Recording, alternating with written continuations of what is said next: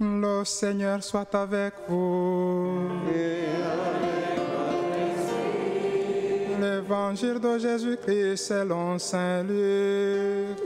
Gloire à toi,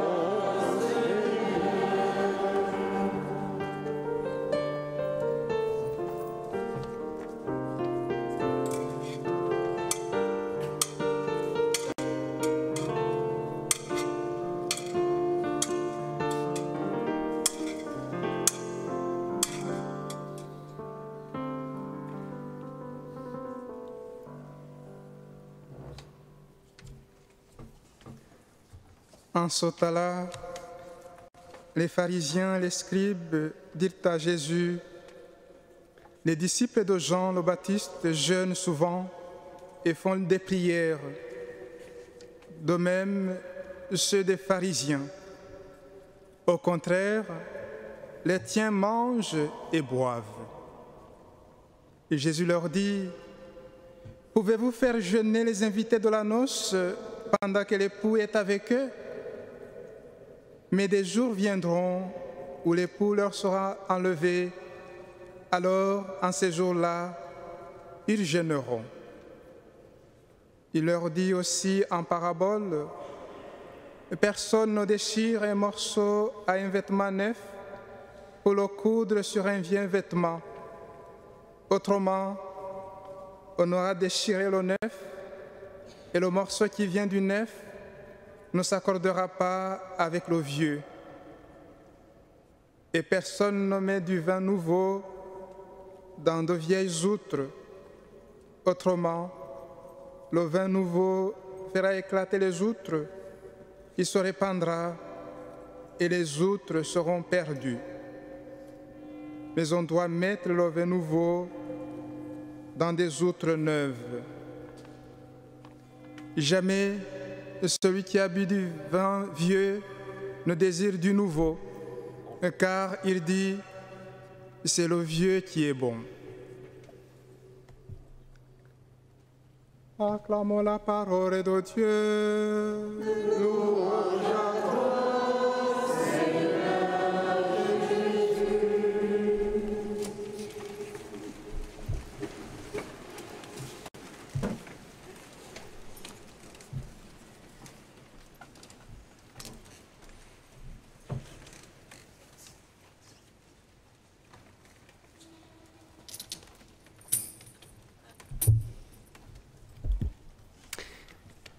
Chers frères et sœurs, vous qui êtes ici ou vous qui nous rejoignez sur YouTube, la question qui nous est posée dans cet évangile, c'est: quelle est la meilleure attitude pour accueillir le royaume de Dieu dans nos vies? Est-ce que c'est d'être comme les scribes et les pharisiens, très rigoureux sur les rites et les pratiques religieuses, évitant de fréquenter les pécheurs ou de se mettre en état d'impureté? Est-ce que c'est d'être comme les disciples de Jean-Baptiste, de mettre toujours en avant la prière et le jeûne? Ou bien est-ce qu'il y a autre chose pour être sûr d'accueillir le royaume de Dieu? Jésus dit qu'il vient instaurer le royaume de Dieu, et voici qu'il n'insiste ni sur les pratiques rituelles de pureté, ni sur l'ascèse, et en plus, il fréquente les pécheurs. Alors on comprend que les disciples de Jean-Baptiste, que les scribes et les pharisiens qui viennent voir Jésus soient un peu étonnés. Tu dis que tu es le Messie, et tes disciples, ils ne pratiquent pas l'ascèse, ils ne pratiquent pas la prière, ils ne pratiquent pas les rites, ils fréquentent les pécheurs. Et donc, on voit bien, c'est une question assez primordiale que posent les scribes et les pharisiens. Au fond, c'est quoi les pratiques qui sont nécessaires pour entrer dans le royaume de Dieu? Qu'est-ce qu'il faut absolument faire si on veut entrer dans le royaume de Dieu? Et ça rejoint un autre passage de l'Évangile. Vous vous rappelez ce jeune homme riche qui avait déjà pratiqué tous les commandements et qui va voir Jésus, il dit: Maître, qu'est-ce que je dois faire pour entrer dans le royaume de Dieu? Et ça rejoint aussi nos propres interrogations en ce début d'année. Qu'est-ce qu'il faut qu'on fasse si on veut vraiment accueillir le royaume de Dieu dans notre vie aujourd'hui? Alors la question est posée à Jésus, et Jésus, en fait, ne répond pas directement, mais il raconte 3 petites paraboles. Pourquoi est-ce qu'il ne répond pas directement? Eh bien, d'abord parce que l'accueil du royaume de Dieu n'est pas d'abord une question de faire ceci ou de faire cela, sans quoi on risque de transformer notre religion en des pratiques ascétiques ou des rites qui seraient détachés de l'essentiel. Être chrétien, ce n'est pas d'abord faire quelque chose, c'est d'abord être avec le Christ. Et c'est très important de bien comprendre cela par rapport à des religions qui sont davantage centrées sur les pratiques. Être chrétien, ça n'est pas d'abord pratiquer des commandements, respecter des interdits, c'est être avec le Christ chaque jour, chaque instant. Et pour l'expliquer, Jésus compare le royaume de Dieu à des noces. Et pas n'importe quelle noce, puisque l'épouse, c'est nous. Lui, il est l'époux, et nous, on est l'épouse. L'épouse, c'est l'Église, c'est chacun d'entre nous. Et pourquoi Jésus compare le royaume de Dieu à des noces? Eh bien, parce que aimer Dieu de tout son cœur, de toute son âme, de toute sa force, c'est une histoire de volonté, mais c'est aussi et surtout une histoire d'amour. C'est une histoire d'amour qui fait que vous êtes ici aujourd'hui, d'amour avec le Christ, et c'est aussi une histoire d'amour qui s'approfondit au jour le jour. L'approfondissement d'une relation de toute une vie avec le Christ, d'une vie amoureuse. Le Christ, comme le bien-aimé, guette sa bien-aimée. Il aime nous voir vivre dans notre vie quotidienne. Il aime notre désir de faire le bien. Il aime les projets que nous portons. Il aime à chaque fois que nous repartons après avoir chuté. Il aime notre cheminement. Ce qui nous rend triste, l'attriste. Ce qui nous rend heureux, le rend heureux. Et puis, il aimerait tellement que nous puissions être heureux de ce qui le rend heureux, être triste de ce qui le rend triste. Notre projet, c'est son projet. Son projet, c'est notre projet. C'est ça l'amour. Et c'est ça que le Christ veut nous faire partager. Être chrétien, c'est être avec le Christ, c'est aimer le Christ. C'est que ses projets deviennent nos projets et nos projets deviennent ses projets.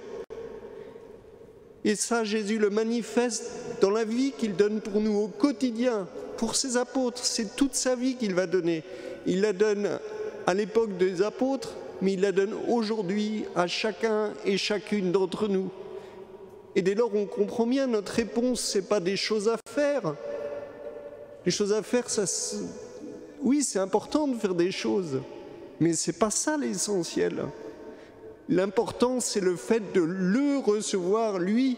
Il se donne à nous, et nous n'avons qu'à le recevoir et à nous donner à lui en retour. C'est l'engagement de toute notre vie. Nous nous donnons à Dieu, nous le recevons, il se donne à nous et il nous reçoit. Ça, c'est le moteur. Mais vous allez me dire, il faut quand même agir. Parce que si on dit Seigneur, Seigneur et qu'on n'agit pas, ben Jésus nous dit ça ne sert à rien. Et donc il faut quand même agir. Mais l'essentiel, c'est d'abord le moteur. Et donc c'est très important, cette première partie, première parabole, quand les gens lui disent, voilà, tes disciples, ils font ça, ils font pas ça. Il dit, attendez, le royaume de Dieu, d'abord, c'est comme des noces. Le cœur, c'est d'aimer le Christ. Le Christ nous aime et on l'aime en retour. Être chrétien, c'est être avec le Christ. Et alors, c'est vrai qu'il faut bien agir.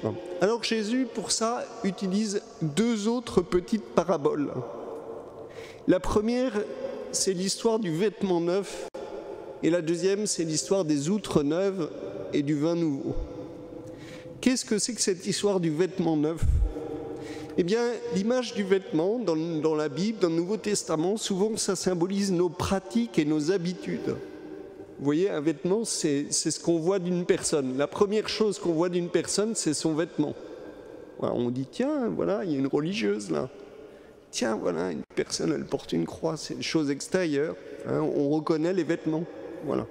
Donc, l'image du vêtement, c'est nos pratiques, c'est notre relation à Dieu d'extérieur. Le vêtement neuf vient simplement nous rappeler qu'il y a dans l'Évangile une nouveauté qui nous oblige sans cesse à changer nos habitudes, ou en tout cas à se les réapproprier pour qu'elles deviennent neuves dans notre cœur. Il dit aux scribes et aux pharisiens, si vous jugez les personnes uniquement en fonction des coutumes et des pratiques anciennes, vous ne pourrez pas accueillir la nouveauté du royaume de Dieu.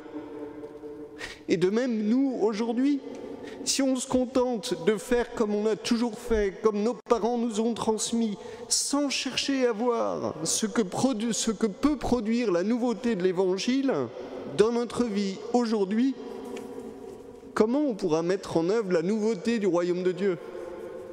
Alors je ne dis pas qu'il ne faut pas faire ce que nos parents ont fait, peut-être c'était très bien, mais il faut se les réapproprier. Il faut peut-être faire ce qu'on faisait l'année dernière, c'est très bien. Mais il faut voir si aujourd'hui c'est ça que le Christ attend pour nous en cette nouvelle rentrée. Vous voyez, premièrement, le vêtement neuf. Ne pas mettre des morceaux neufs sur un vieux vêtement. Voilà, il faut changer le fond, le moteur. Si le Christ nous aime, vous voyez, comme dans tout amour, il faut réinventer chaque jour 1000 manières d'aimer pour que la vie d'un couple tienne, pour qu'une vie tienne. Une vie d'amour tienne. Et l'image du vin, la troisième petite parabole, l'image du vin, dans la Bible, c'est le symbole de la force divine. Vous vous souvenez des noces de Cana, qui symbolisent aussi les noces mystiques entre Dieu et l'homme. Et puis le sang du Christ, le vin qui devient le sang du Christ, c'est la force divine qui est en nous. Et Jésus constate que malheureusement, eh bien, on aime bien les vieilles habitudes, la tiédeur spirituelle, on aime bien retrouver ce qu'on connaissait déjà. Voilà. On n'a pas toujours le courage d'accueillir ce qui est nouveau, le souffle divin que Dieu veut mettre dans nos vies. Dans l'Évangile, en fait, c'est le contraire. Aujourd'hui, on dit que le vieux vin est meilleur. Bon, normalement, du bon vin qui vieillit bien, il est meilleur que le vin nouveau. Mais à l'époque de Jésus, ce n'était pas le cas. À l'époque de Jésus, on ne savait pas conserver le vin, et le vieux vin, il n'était pas bon, mais il y a des gens qui l'aimaient bien parce qu'ils étaient habitués à ce goût-là. Jésus dit, mais si vous êtes habitués au vieux vin aigre, comment vous allez vous régénérer? Alors le Christ nous invite à accueillir le vin nouveau. Voilà.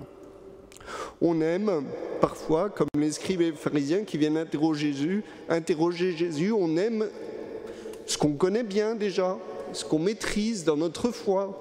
On aime bien les images qui nous habitent. On n'a pas envie de se remettre en cause toujours dans la foi. Alors Jésus ne dit pas que le jeûne et les pratiques ascétiques ne sont pas importantes, mais il veut les renvoyer à l'essentiel. Ce qui est premier, c'est d'être avec le Christ. Si vous retenez déjà ça, c'est bien. Être chrétien, c'est être avec le Christ, profiter de sa présence, l'aimer, se laisser aimer par lui, et du coup se renouveler dans nos habitudes et dans le souffle intérieur que le Christ veut nous donner.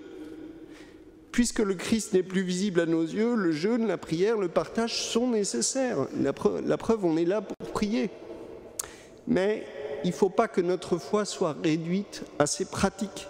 Il faut qu'elle soit toujours porteuse de ce dynamisme que le Christ veut mettre en nous parce qu'il est là, vivant, qui nous aime et que nous l'aimons. Amen.